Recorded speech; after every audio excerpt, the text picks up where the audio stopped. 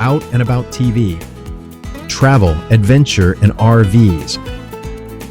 Join Sharon and Tom each week as they travel America in a 30-foot trailer exploring and living the RV lifestyle. From trip and product reviews to RV show reports and an unfiltered look at life on the road. This is the show for you. Welcome.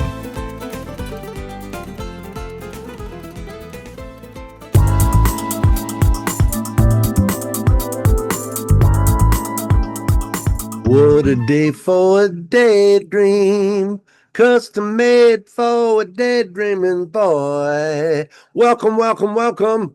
It's another edition of Out and About. Just when you thought it was safe to turn on the computer. Good to see you. Yeah, we're up here. As you can see, I have a very rich fantasy life, as if that's my Airstream, as if that's my stream, the Snake River, and as if that's my campfire. Tom McAuliffe, another edition of Out and About. We've got some exciting news for you, and let's see what we're going to talk about. We're going to talk about the RV industry. There's been a lot of shakeups and personnel changes. Who makes what? If you're looking for a new rig, or just if you're interested in RVs, it's kind of good to know the lay of the land.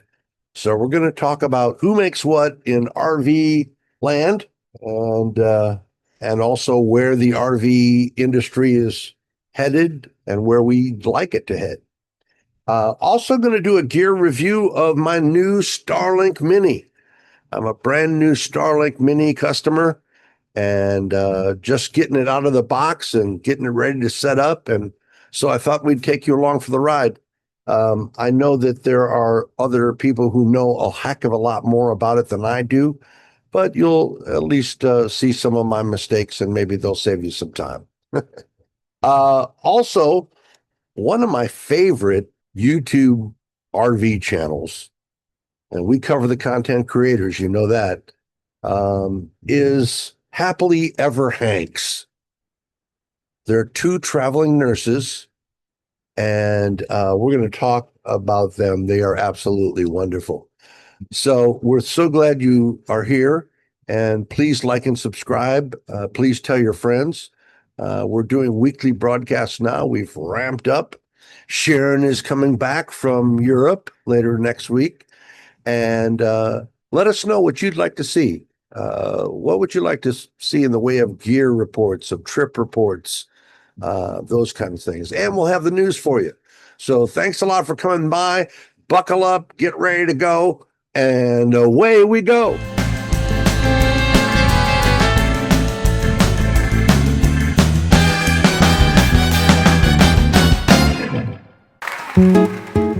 At Out and About TV, we've done the legwork for you, watching, analyzing, and curating the top RV YouTube channels that cover everything from trailers and fifth wheels to vans and mobile homes.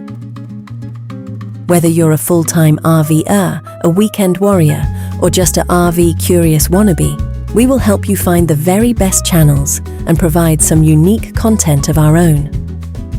Channels that entertain, educate, and inspire with hosts that have the heart of a teacher. These RV YouTubers have turned their passion into full-time careers, influencing the RV community and even shaping industry trends. Stop by and we will examine what these channels are covering. And it is more than just entertainment. Just consider Out and About your personal digital campfire. For all things RV.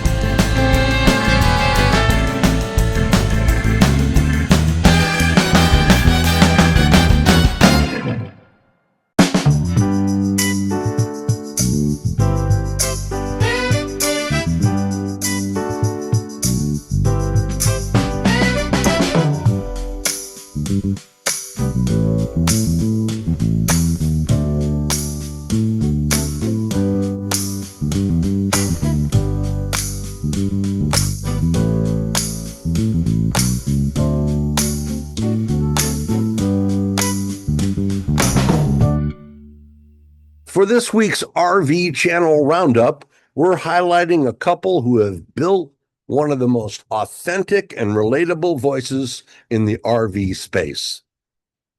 Meet Kyle and Renee from Happily Ever Hanks. Hanks is their last name. With more than 300 videos and an audience of over 350,000, they've become the go-to source for anyone interested in real-world, full-time RV living. And I think what makes this show most interesting is both how it all started and how authentic it is. They'll tell you the good, bad, and the ugly, and do it all on camera. I think, but the way it all started, Kyle and Renee weren't influencers. They weren't content creators. They were both working in the healthcare field as nurses. Like a lot of people, they were living a more traditional life, I believe in Pennsylvania, had steady jobs, a home base, family, friends, a predictable routine. But everything changed when they discovered travel nursing. Nursing business, my sister is a nurse practitioner in Michigan, and it's a rough business. And they have personnel shortages all the time, so they need these travel nurses to come in, or when there's, a catastrophe of some sort, a hurricane or a tornado or something like that, they need some extra nurses. Boom, these people come in. But everything changed when they discovered travel nursing. That decision opened up a completely different way of life. Instead of staying in one place, they began moving from assignment to assignment while exploring new parts of the country. Now, some RV channels show you the dream. Perfect campsites, happy talk, perfect sunsets, everything working exactly the way it should. And then there are channels like this one. They show you the dream, the breakdown, the conversation that happens right after when you're standing there wondering what just went wrong. What just went wrong? And somehow they still make you want to do it. It's exciting to see a realistic depiction of what goes on the road. So for this week's RV Channel Roundup, we're taking a closer look at Kyle and Renee from Happily Ever Hanks. You got to check this channel out. With more than 300 videos and an audience of over 350,000 subscribers, they've built one of the most hottest and consistently engaging channels in the RV space.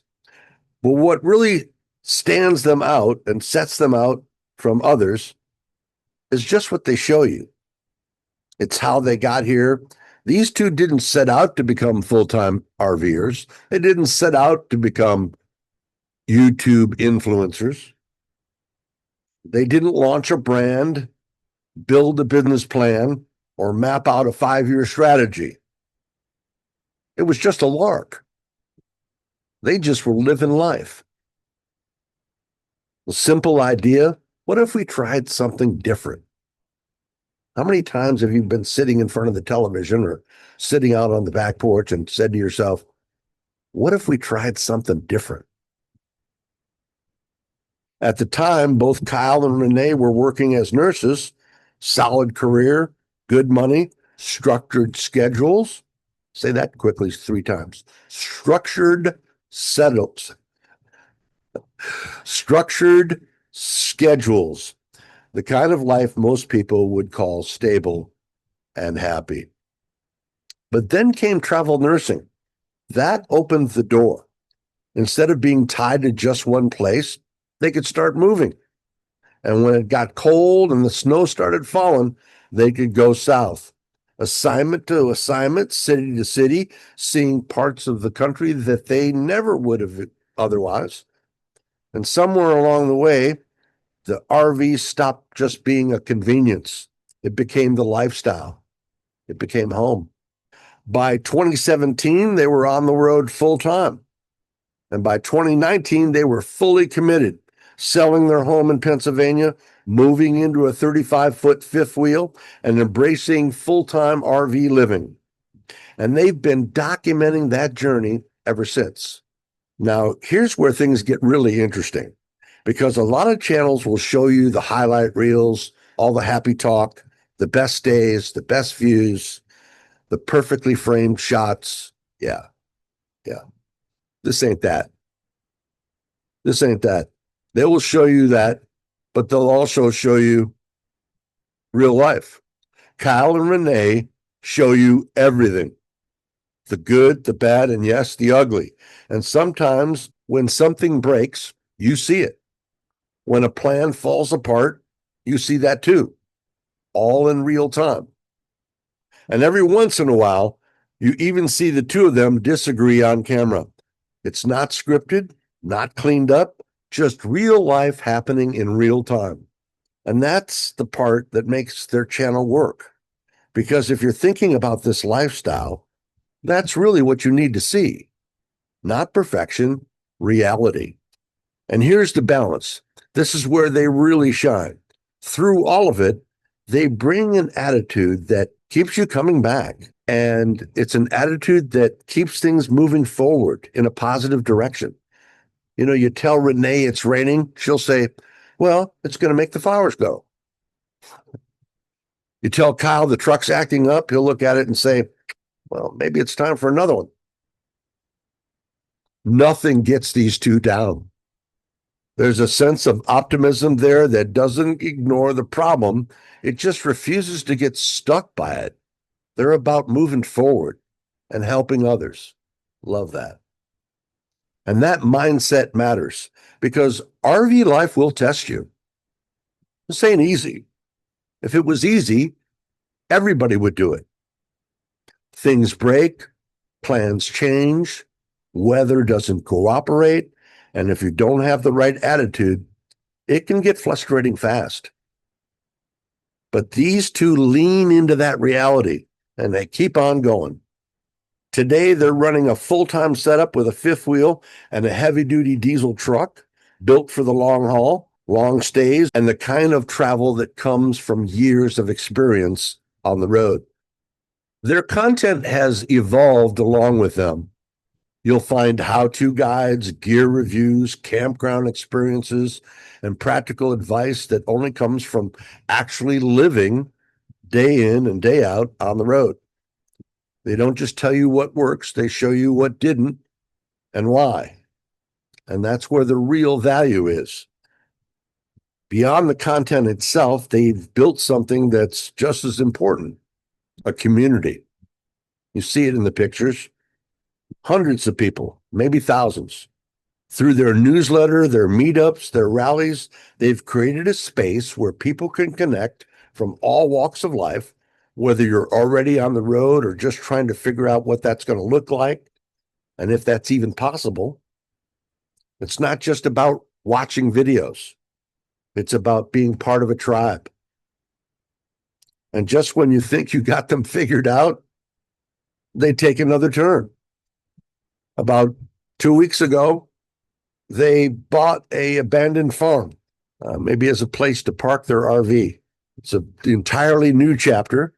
They purchased this abandoned farm. It's 20 acres of land that hasn't been lived on in over 30 years.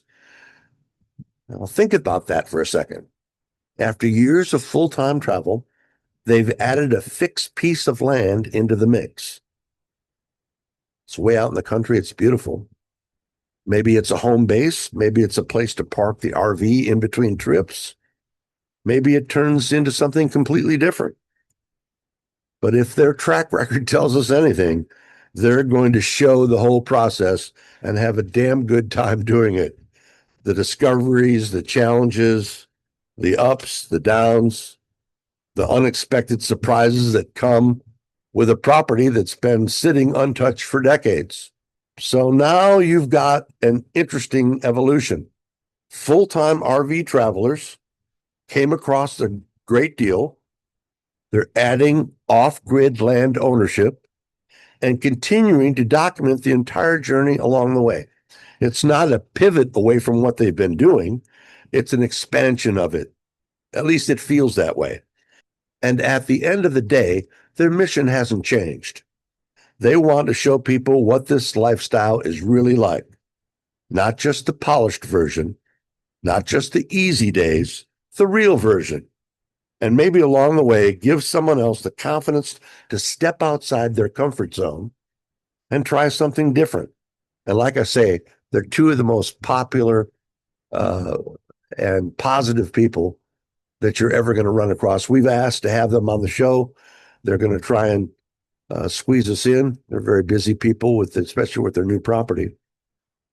If you're serious about RV living, or you just want to follow along with a couple that's willing to tell the whole story and show you what the reality is, Happily Ever Hanks is definitely a channel worth checking out. New videos drop every Thursday evening, and we'll put a link in the description. Go take a look, and don't forget to subscribe. Happily Ever Hanks. Hey, every week, tune in. We're going to keep cataloging the best in RV channels on YouTube and tell you what they're all about and save you a little bit of time there. Thanks a lot for tuning in.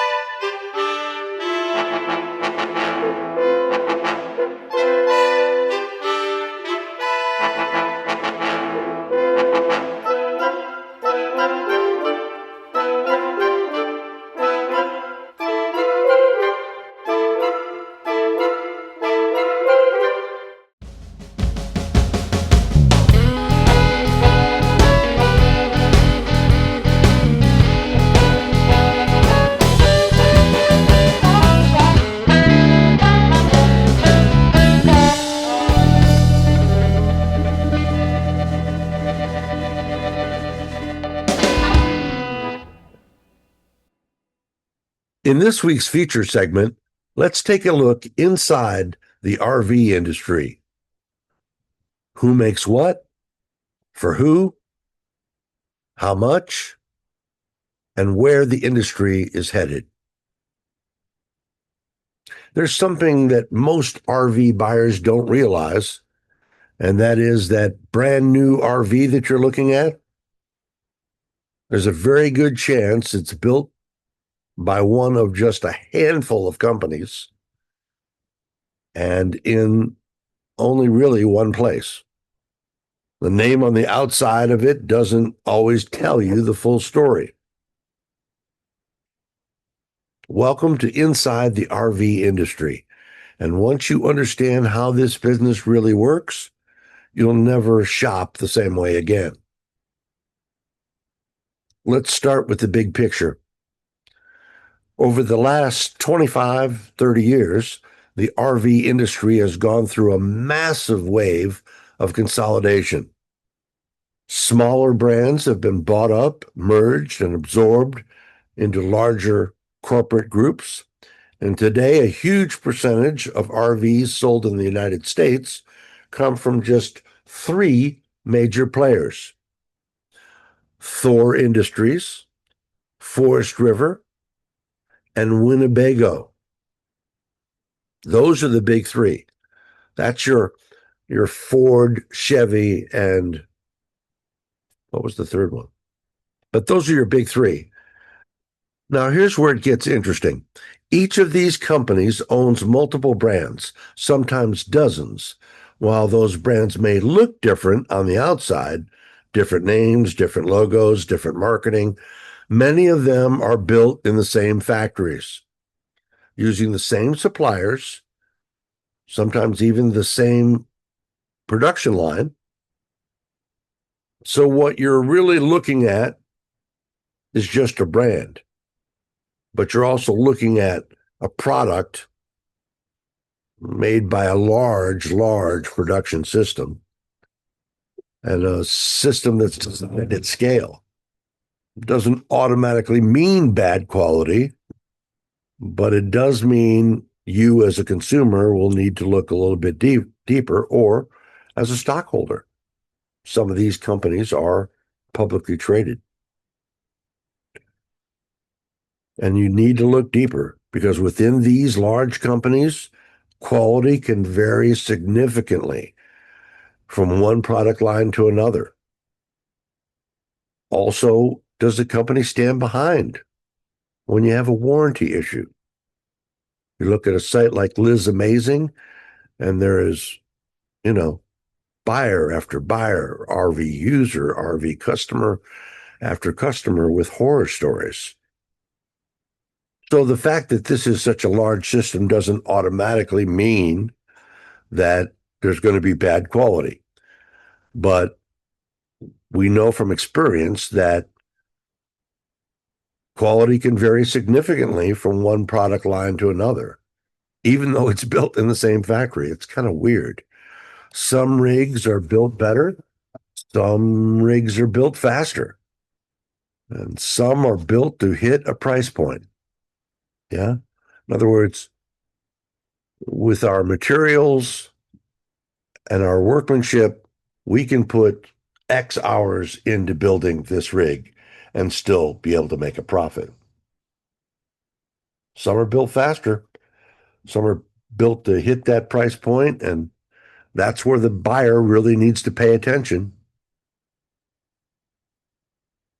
Two RVs sitting side by side in the lot look almost identical, can be very, very different underneath. Your Uncle Josh will tell you about that. Now, not everything in the RV industry is owned by the big three. There are some important, exciting, independent companies out there trying to do things differently. Brands like one of my faves, Ember RV, another fave, Intech RV, Brinkley RV. And these companies tend to focus more on build quality, materials, and innovation. And quality is the issue.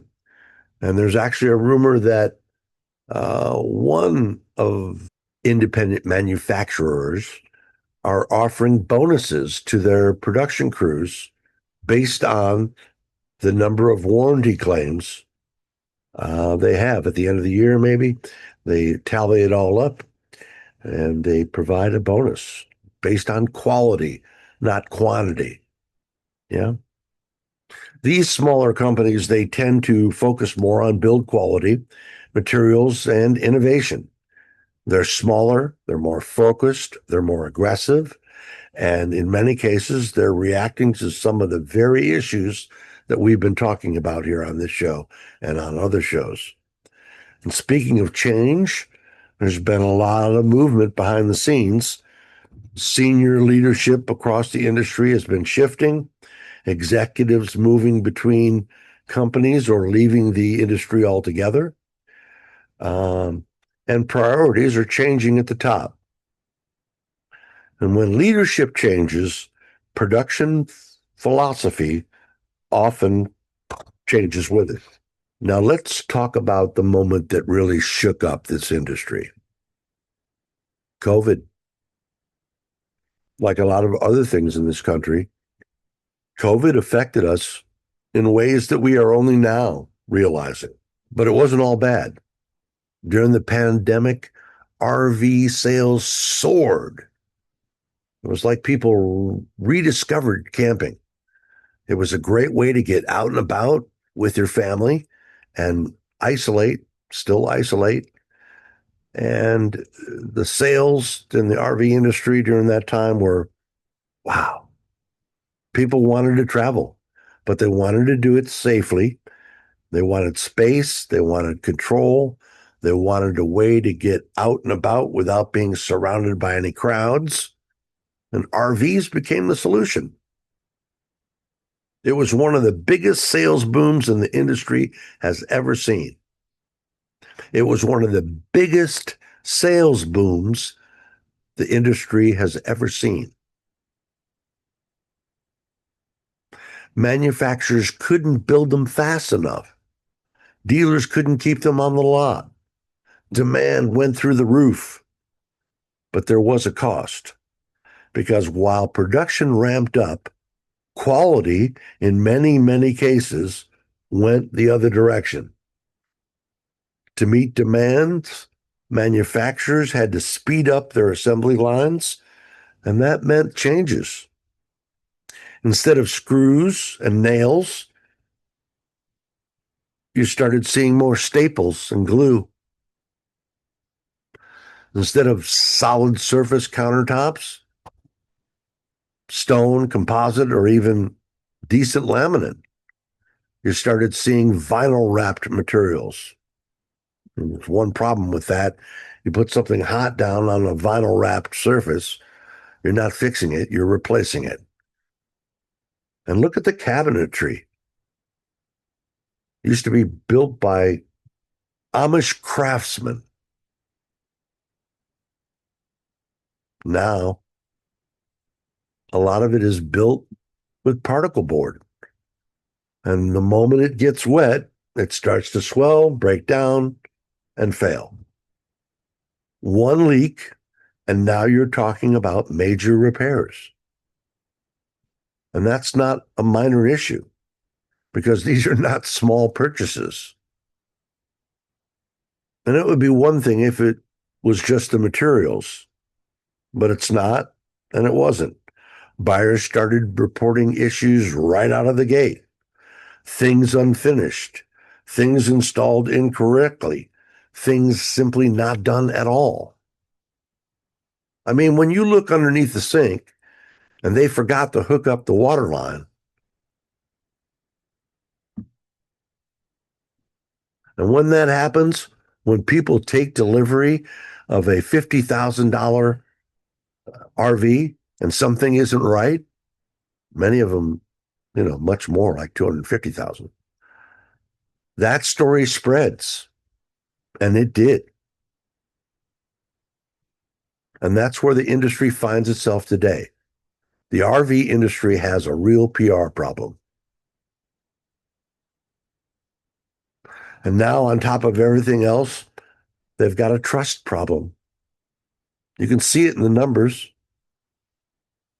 February was one of the worst sales numbers in history. And recent shipment data shows a drop of roughly 20 to 25% year over year. It's one of the largest declines the industry has ever seen. Not just a slowdown, it's a major correction.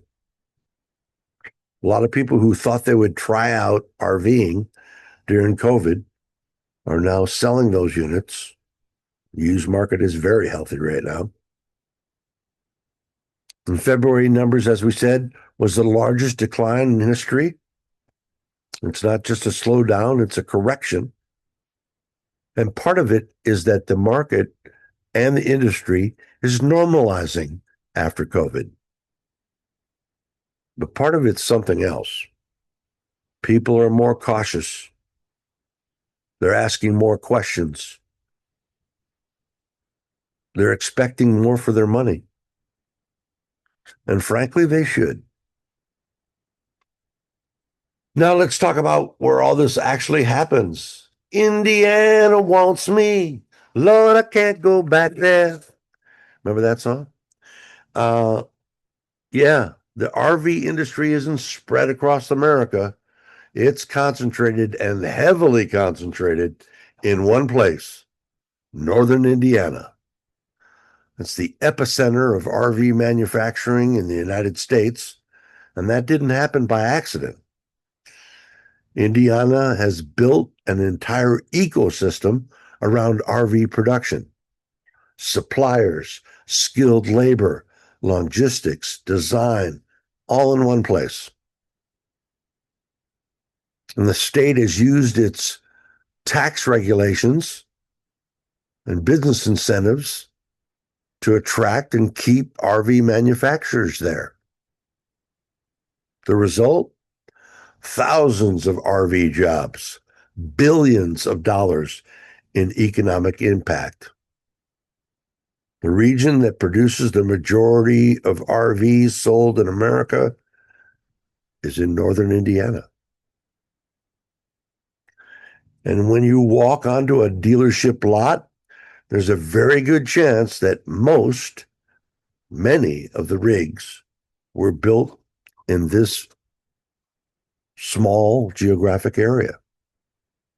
Now, here's where things go next, in my opinion. The industry's at a turning point.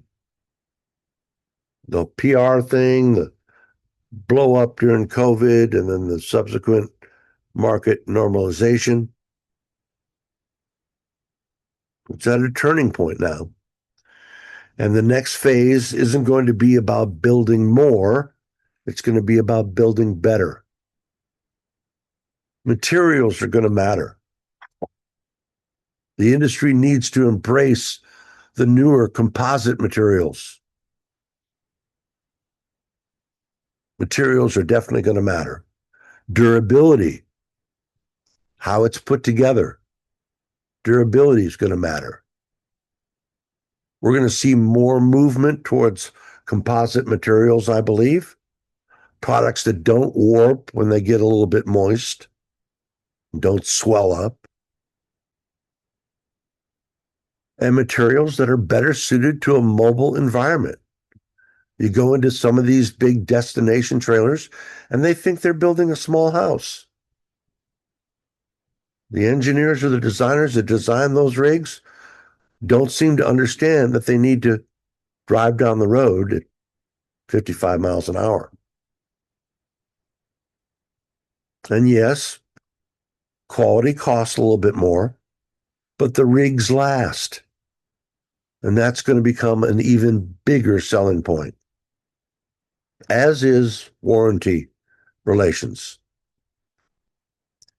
If every time something goes wrong with a rig that's obviously has to do with manufacturing and the manufacturer disallows it, as we used to say in Hawaii, it's a small island. Everybody knows each other. Yeah. But we're going to see some other things happening in the business. We're going to see more influence on design from Europe. European RV design focuses on efficiency, lighter weight, a smarter use of space, and more refined interiors. As American buyers have become more educated, those ideas are going to continue to make their way into the marketplace. And then there's technology. Technology is making its way into the RVs of today and tomorrow. Not rapidly, but it's coming along. Solar's becoming standard now. Battery systems are improving, and more rigs are moving towards all-electric setups. For a growing number of RVers, the goal is simple. Get off the grid and stay there. And the travel trailer, fifth wheel, and motor coaches of today can allow you to do that. We're also starting to see real innovation in areas like automated leveling, smarter energy systems, and even early stage self-parking concepts entering the space. What was it that we covered? SkyDream has a little pad with some joysticks, and you can park your rig. You can move it around within the site. Some of it is bleeding edge technology. Some of it is experimental, but the direction is clear. More automation, more efficiency, more independence. So what does all this mean for you? That's where we always put it. It means you don't just shop the name on the side of the rig. You ask questions. You ask how it was built. You ask when it was built. You ask what materials were used in its manufacture. You look at the details and do your due diligence. Because in today's RV market, two rigs that look the same, have the same floor plans, it can be very, very different where it counts. So here's the takeaway. The RV industry is evolving.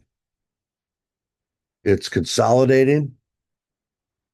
It's competitive.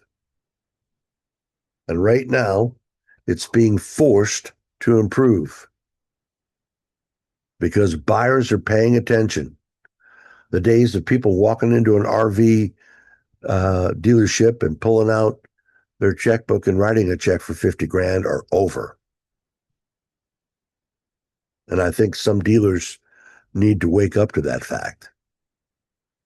I mean, when your sales price is almost near MSRP, why, your service better be damn good. And warranty service in particular. I mean, if somebody buys a new unit, myself, I don't understand why you would, it's like doing a walkthrough with a house. Why would you drive off in an RV that wasn't perfect? Why would you close on a unit like that? I wouldn't. And right now, people have woken up to that fact and they're forcing the manufacturers and the dealers, which are their extension, to improve. Companies that step up on quality, on materials, on trust, on innovation, those are the ones that are going to lead the next chapter. And I believe there'll be a number of brands that will fall by the wayside as well. As they used to say, don't just shop the badge, the little manufacturing badge. Shop the build. Take a look at our graphics of OEMs in the RV space.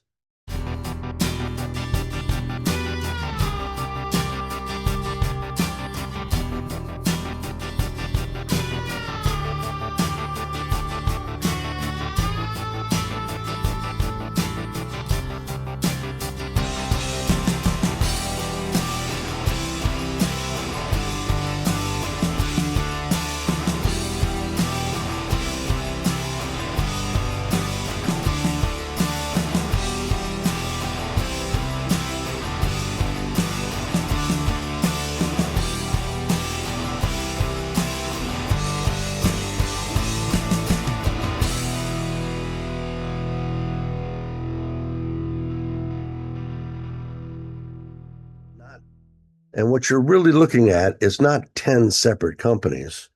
It's an industry dominated by a few giants with a handful of independents trying to raise the bar.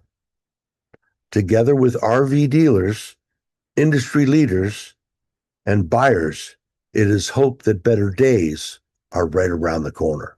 For Out and About, I'm Tom McAuliffe.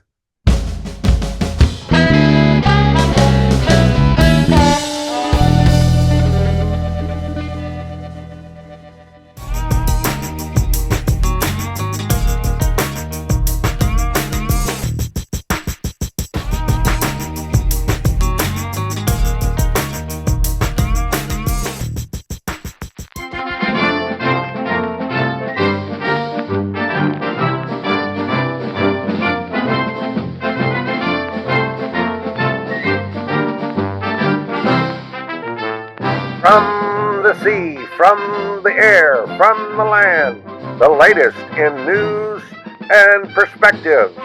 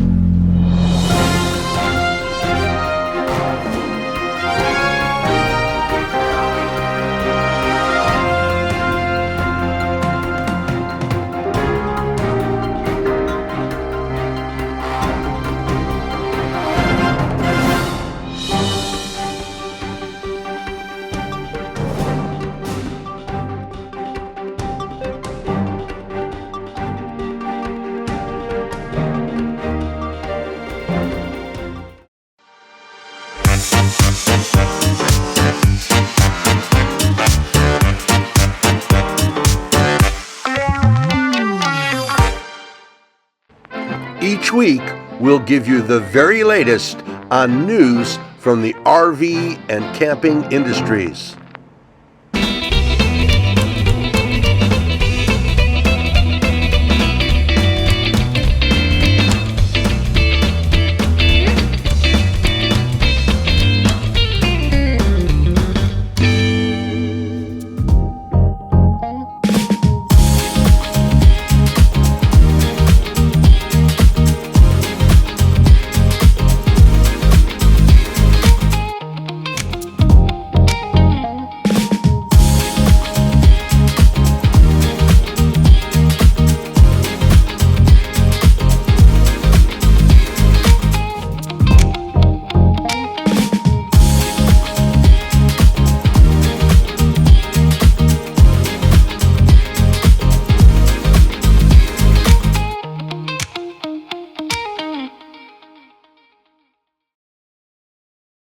$34,730 miles, RVing to Maine and Acadia National Park.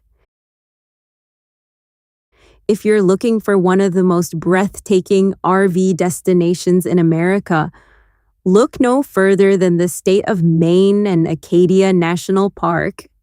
Perched along the rugged coast of Maine, Acadia is where mountains meet the Atlantic Ocean, and it's one of the most visited national parks in the country, drawing over 4 million visitors a year.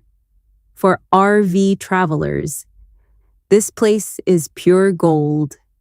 Inside the park, there are 4 main campgrounds, and if you're bringing an RV, these are your go-to options. 1. Blackwoods Campground. Right in the heart of Mount Desert Island, close to Bar Harbor and major attractions, expect around $30 per night for standard RV sites. 2. Seawall Campground. A little quieter, more rustic. Ocean nearby. Sites typically run $22 to $30 per night. 3. Schoodic Woods Campground. This is the RV favorite because it has hookups. Electric and water sites range from about $36 to $40 per night. 4. Duck Harbor. More primitive, not ideal for most RV travelers. Now, if you want full hookups, showers, and resort-style amenities, you'll want to look just outside the park. Private RV parks in the Bar Harbor area typically run anywhere from $38 per night on the low end, up to $100 plus for premium sites. And some high-end glamping-style spots can go even higher. Across Maine, state parks are also very RV-friendly. Typical rates, about $30 to $45 per night for non-residents. That makes Maine one of the better value states for RV camping, especially compared to some of the big-name destinations out west. Now let's talk about why you came. Acadia is packed with iconic sites. Cadillac Mountain, the first place in the U.S. to see sunrise for part of the year. Park Loop Road, one of the most scenic drives in America's Sand Beach, a rare ocean beach surrounded by cliffs. Jordan Pond, famous for crystal clear water and those postcard views. Carriage roads, over 50 miles of biking trails with 0 cars. You can hike, bike, kayak, climb, or just sit back and watch the Atlantic crash against granite cliffs. Here's the thing, Acadia is just the beginning. The state of Maine is a full-on RV playground. Coastal towns like Bar Harbor, Camden, and Kennebunkport Fresh Lobster. Literally everywhere lighthouses, over 60 of them along the coast.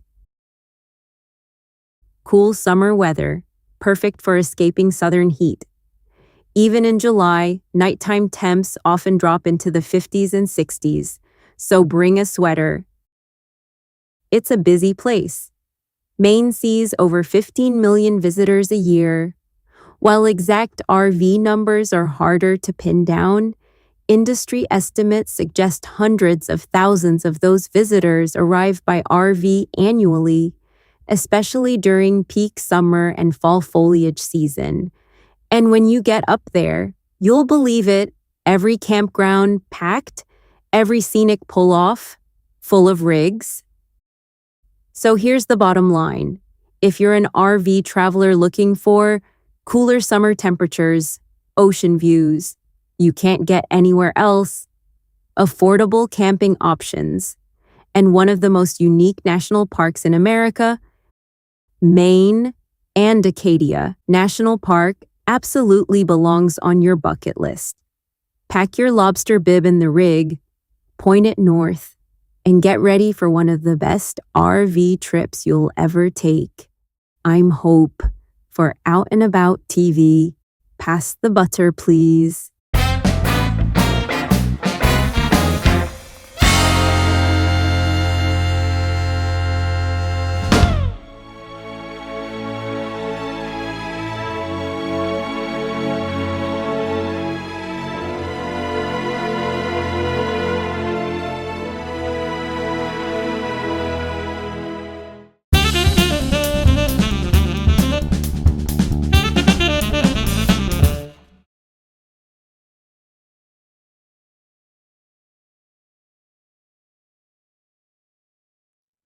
There's been a revolution happening above our heads. And for this week's gear segment, we're talking about one of the biggest game changers in all of RVdom. This thing has changed RV travel and has happened only in the last few years. I'm talking about Starlink. Yeah. We, in episode 3, we did a review of Carrot Lake in the Blackwater State Forest. And we love it there. We spend a lot of time there. And there's only one problem. There is no cell service. We've tried boosters. We've tried different carriers out there near Baker, Pace in the federal forest and the state forest there. Very, very difficult to get a cell signal. Starlink. So this week, we're taking a look at Starlink. And I just got my hands on a Starlink Mini. So let's walk through it, what it is, how it works, and how to get up and running. Because if you've ever tried to rely on campground Wi-Fi, you already know why this matters. And the cool thing about the Mini is it is mobile device, man. You can throw it in your backpack. You can put suction cups and attach it to your truck or your van. Starlink is a satellite internet system developed by Starlink. Using a network of low Earth orbit satellites to deliver high-speed internet pretty much anywhere you have a clear view of the sky. Where I'm at needs to be northern sky. And that's the key difference. Traditional satellite internet used to be slow, laggy, unreliable. This ain't that. With Starlink, you get real broadband speeds. Fast enough for streaming, Zoom calls, upload videos, working remotely. Yeah. Now, the Starlink Mini is exactly what it sounds like. It's a smaller, more portable version of the standard home-based dish. We call them dishes, but really they're just, as you see, just flat panel. It's designed, but the Starlink Mini is designed for people on the move, like you and me. RVers, campers, overlanders, anyone who needs internet without being tied to a fixed location. It's lighter, it's easier to set up, as you'll see, and a lot more travel-friendly than the original system. They are in, I believe, the 4th generation, maybe the 3rd. but I believe they're in the 4th generation. When you open it up, you're going to find just a few basic components. The dish itself, which is basically that white, 2 foot by 1.5 foot. That's your antenna that connects to the satellite. They give you a nice long power cable. Depending on the kit, you get a stand or a monitoring option. I bought a additional tripod stand, which you'll see.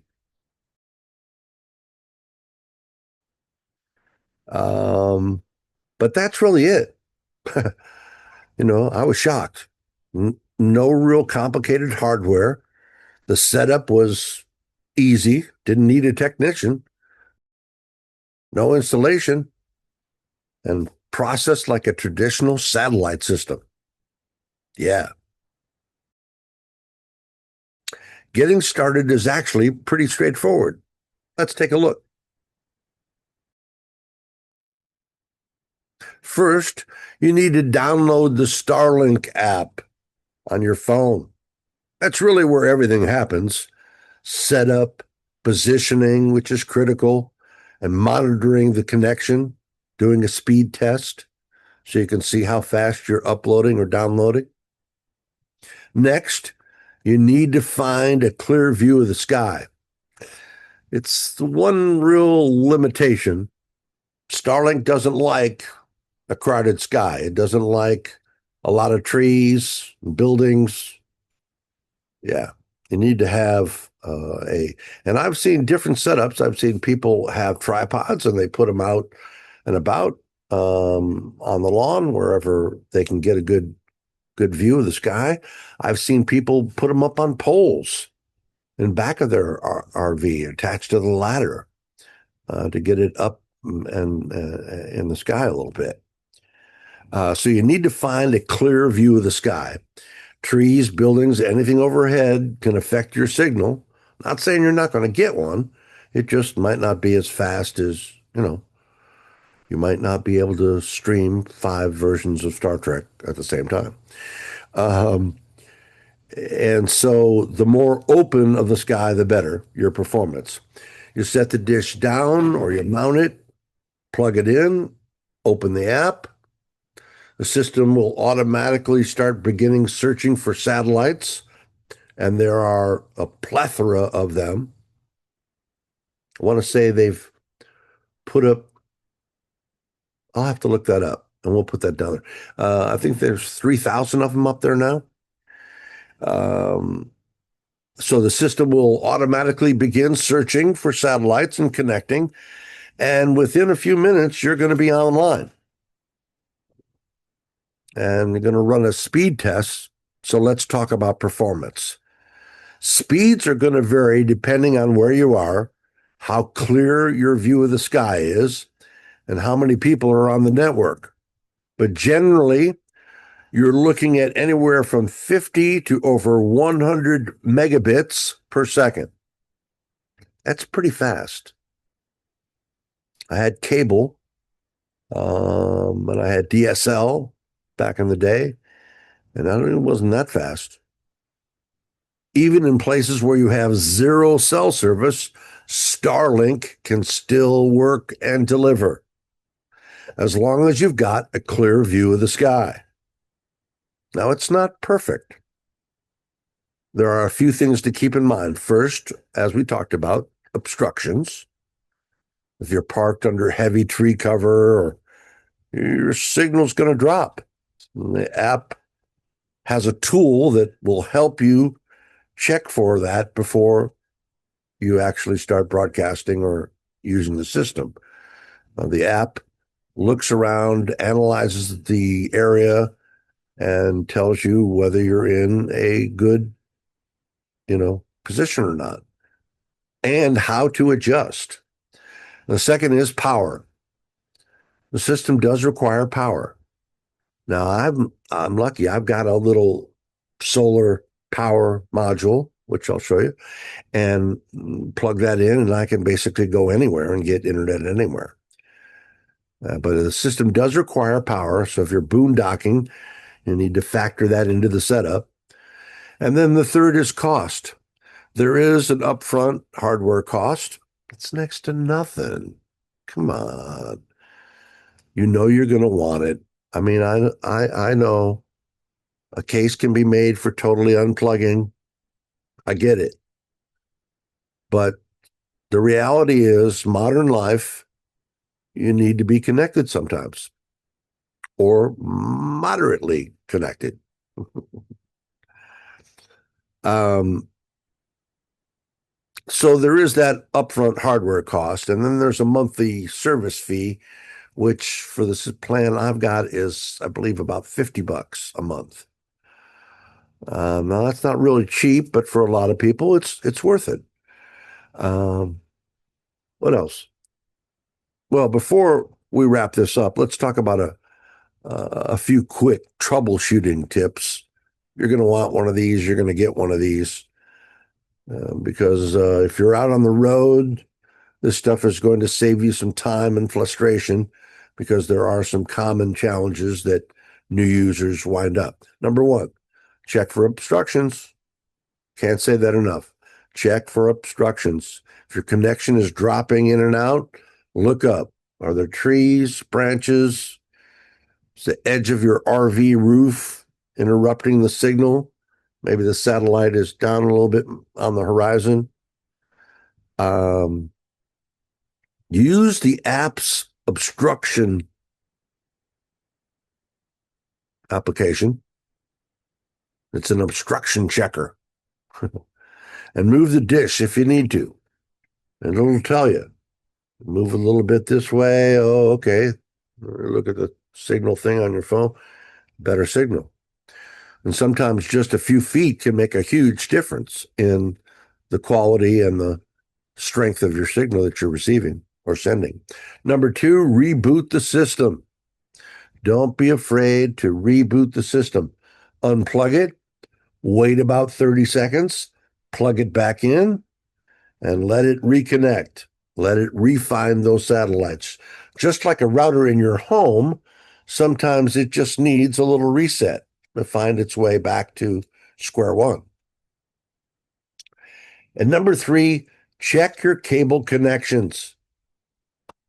We were out and about and using a system, and it was my friend's, and he couldn't figure out why he wasn't getting a better signal. And I mean, he tried everything. He tried the obstruction app. He moved the satellite around, and come to find out, the cable that he plugged in haphazardly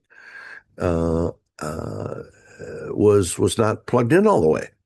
Wasn't making good contact. So, duh. I didn't say that to him, though. Make sure everything's fully seated and secure. A loose connection can cause intermittent issues that are hard to track down. And number four, give it some time. We're so impatient. We're so impatient. Relax. Everything's going to happen in due time. It's not your or mine. It's his. Yeah. So give it some time. And when you first power it up, it may take a few minutes to lock onto the satellite or the best satellite and stabilize itself. And don't panic and just let it do its thing. And finally, keep your firmware updated.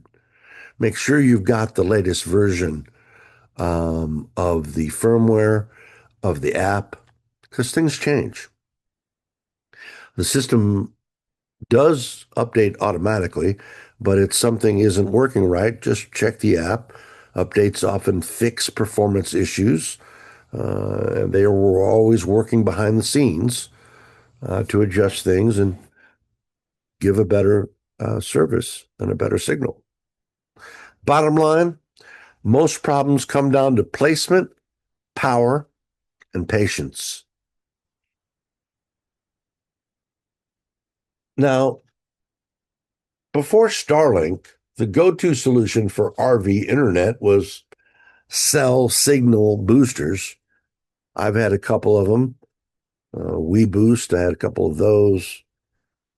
Devices from companies like WeBoost and SureCall are designed to take an existing cell signal and amplify it. You got to have a cell signal to amplify, though. But if you've got just one bar of service and you need 4, they can turn that into, well, not 4, but 2 or 3, making it usable for calls, texts, some data. And they absolutely do work. But you got to have a signal to begin with. And that's the limitation. These systems, there are, I was surprised, actually. There are not a lot. I want to say the Verizon graphic I saw said that they are covering something like 87% of America with a cell signal. But there are places, especially out west and in the deep south and the far north, where you're going to have a problem getting a cell signal to boost. So that's the limitation. Those systems don't create a signal. They only improve what's already there. So if you're in those remote areas with no cell tower nearby, a booster ain't going to help you. And that's where Starlink changes the game. Because it doesn't rely on cell towers at all. Just the stars, the satellites in the sky. As long as you've got a clear view of the sky and power to run it, you'll have the internet in places where your phone shows no service. If you stay in campgrounds or near populated areas, a cell booster can still be a great low-cost solution. Now, I had heard rumor, and I'll have to do research on this, that some campgrounds, in particular, state campgrounds or COE campgrounds, say you can't have a Starlink service, which is odd. But I'll have to research that. It might be, I don't know, they object to putting it on a pole or something. I'm not sure, but I'll check that out. So if you stay in campgrounds, a cell signal booster can be a logical choice for you. But if you're planning to boondock, if you're planning to go off grid and travel out and about, you're going to need a Starlink Mini.